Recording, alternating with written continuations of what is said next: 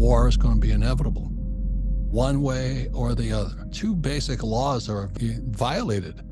When Nixon in 71 took the dollar off the gold standard, what happened was that he violated Gresham's law.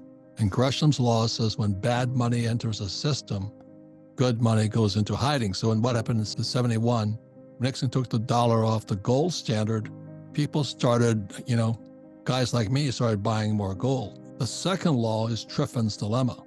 And that happened in 1944. What happened in 1944 at the Bretton Woods Agreement in New Hampshire is the world said that we agree that the world would trade in US dollars.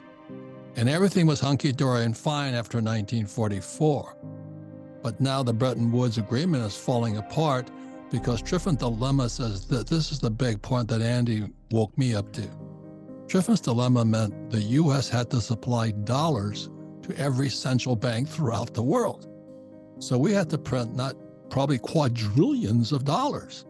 And what happens is when the playground bully, the US, and the BRICS nations gang up against the bully, they say, take your dollars back. Mm-hmm. And when those dollars come roaring back into America, we have a thing called hyperinflation. And every time there's hyperinflation, guess what happens? Dictators arise. And when dictators arise, the murder starts. But we're talking about the ripple effect of what's going to happen. And then there's a video on YouTube thing put up by Ray Dalio. It's called The Changing World Order. That is macro, macro, macro. That's what Dalio writes about. And he says that after 1944, there was a period of peace because people said, oh, America won World War II. We're now the global currency. The power shifted from Dutch to England to the United States in 1944. We became the reserve currency, which when Triffin's dilemma kicked in, trillions and probably quadrillions of dollars went out. And the changing world orders is what Dalio says. The next thing that always happens is that then the peace goes to a split inside the country. So there's a civil war inside the country between the rich and the poor. It happens all the time. What also happens is then we go to war with outside the country. So that's China today. And then I was talking to Andy about my teacher, Buckminster Fuller. He called it the Northwest Spiral. And he said civilization always goes in a Northwest Spiral. It starts in Singapore, Thailand area, and it goes northwest. So it went from there to France, to Germany, to England, to the United States, to Japan, and now it's in China. So what that means is that with the Northwest Spiral, war is going to be inevitable, one way or the other. France now joined China. France was one of our best allies ever. So again, it's this laws are being broken on the macro level. Number one is Triffin's dilemma. We have to flood the world with dollars. The second is Gresham's law, is that when bad money entered the system, which happened in 1971, when Nixon took the dollar off the gold standard, we flooded the world with even more fake dollars. And so that if you read Rich Dad Poor Dad, we said savers are losers. The rich don't work for money, they work for assets. And the best assets today are commodities. That's why my friend Greg Jaggers is raising Wagyu cattle. And my other friend Mike Maselli produces real oil, not oil stocks, but real oil. And the people who are producing real food will do well. So that's what we're getting at. Out of all this chaos and the dollar going bad, the dollar is going to come back in trillions. Hyperinflation, war breaks out, starvation increases. The question is, what do you do? So this guy, Joe Biden, right now, he just hired 87,000 new IRS Internal Revenue agents.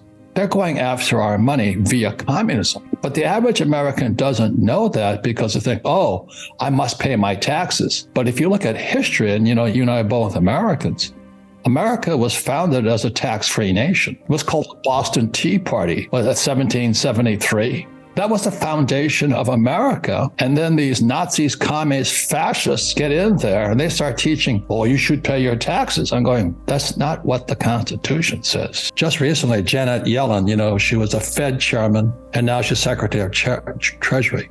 Isn't that conflict of interest? That's fascism. If you understand, fascism is when a public institution is run by the government. And when you think of all these things they don't teach you in school, I'm going, holy mackerel. But what what Janet Yellen just said is from now on, she will decide. The Fed and the FDIC and her will decide which banks live and die. If that isn't 100% Marxism, and she's a college professor too, and you look at the guys fighting back, like Jordan Peterson, he's a college professor, but he's fighting back against Marxism. But unfortunately, as you know, somebody once said, nobody ever went broke, underestimating the taste of the American public. Nobody ever got stupid trying to elevate human Americans who aren't the brightest guys on earth, who make a lot of money because we're the reserve currency of the world. But those days are coming to an end. The Chinese you want in the BRICS nation, Russia, Brazil, Russia, India, China, South Africa, and now Saudi Arabia. And then Mexico is going to join the BRICS and Japan's going to join the BRICS. We're toast. We're toast. The American dollar is gone.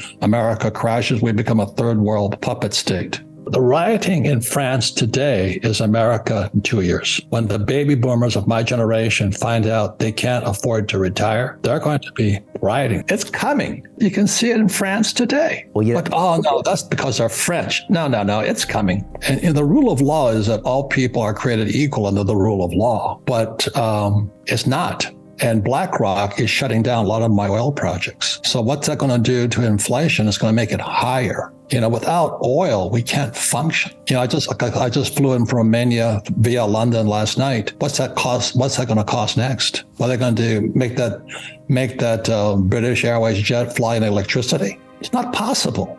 You define the laws of logic and gravity. So we have to have energy. Civilization runs on energy. So that's why Biden's first move was to stop the Keystone XL pipeline. And I immediately knew he's going to crush the middle class. And the middle class leads to revolution when they can no longer feed their kids. So we've gone so hardcore woke communism Marxist that if we don't speak up, who are we? As Jordan Peterson says, when you have something to say, silence is a lie.